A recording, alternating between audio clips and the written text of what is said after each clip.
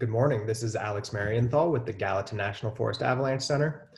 On December 5th, 2020, with a weekly conditions update for the mountains near Cooke City. We have been starting to do these updates to supplement a in-person field training opportunity that we have every Saturday at the Round Lake Warming Hut, where we have an instructor from the Friends of the Avalanche Center there to help practice with your transceiver searches and answer any questions about current snow conditions and safe travel in avalanche terrain.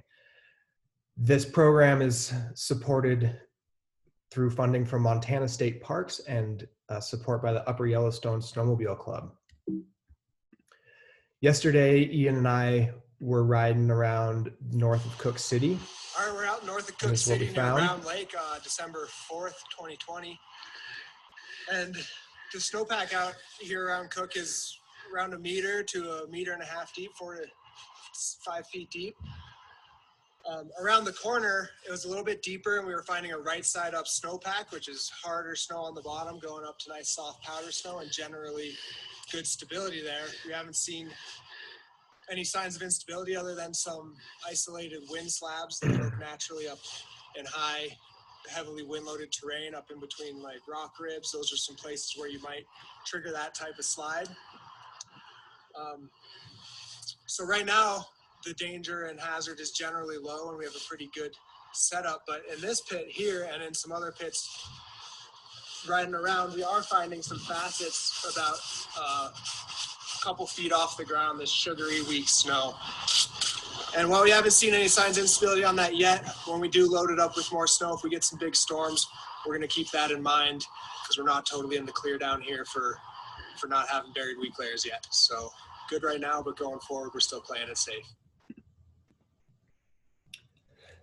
So 3 to 5 feet of generally stable snow down there, but we did see some small wind slabs that broke naturally and heavily wind-loaded, steep, kind of rocky, higher terrain.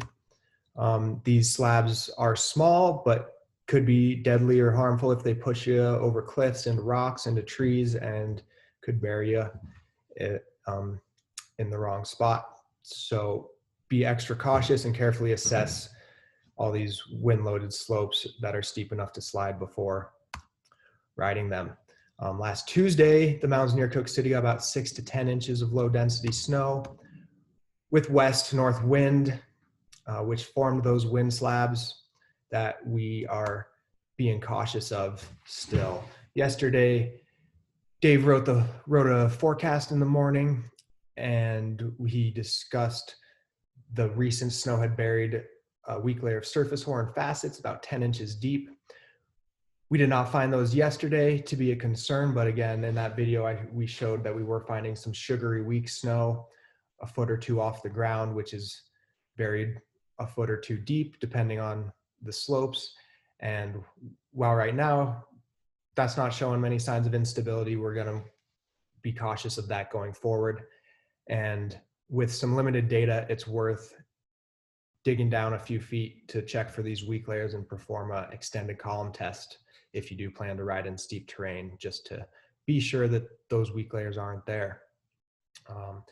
We're cautiously optimistic that we didn't receive reports of instability on these weak layers after this last storm, but that's emphasis on the cautious, and we don't want to let our guard down. Even if we do trigger small avalanche, it can have significant consequences in the wrong terrain. So anytime you head to Cooke City, check out our regional conditions page that summarizes the recent weather, wind and snow, danger trend, and has recent photos and snow pit profiles from that region. We have one of these pages for all the mountain ranges in our advisory area, and it's a good one-stop shop to get the most recent data for those areas before you head out there. And this isn't the current page down there for Cooke City. We don't have any danger ratings yet, but this is a snapshot of what that information looks like. So next week, towards the end of the week, it looks like a pattern change to some colder and snowier weather. Fingers crossed for that to add up to some good powder riding. But until then, the first half of the week, we're gonna have clear weather with minimal wind and high temperatures in the 30s Fahrenheit, so pretty warm. So the main concern for the first half of the week is being cautious of wind-loaded slopes. And if you do ride in steep terrain, carefully assess that for wind loading and do some quick snow pits to double check for those buried weak layers. And check our website for updates.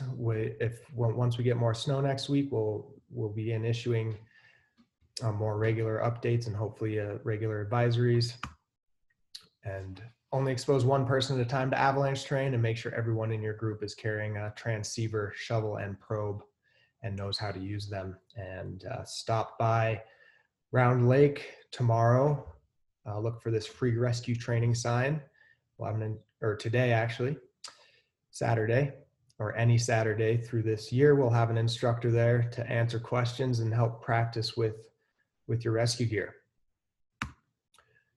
Thanks for tuning in. Have a great weekend. Stay safe, and check back next week for another update.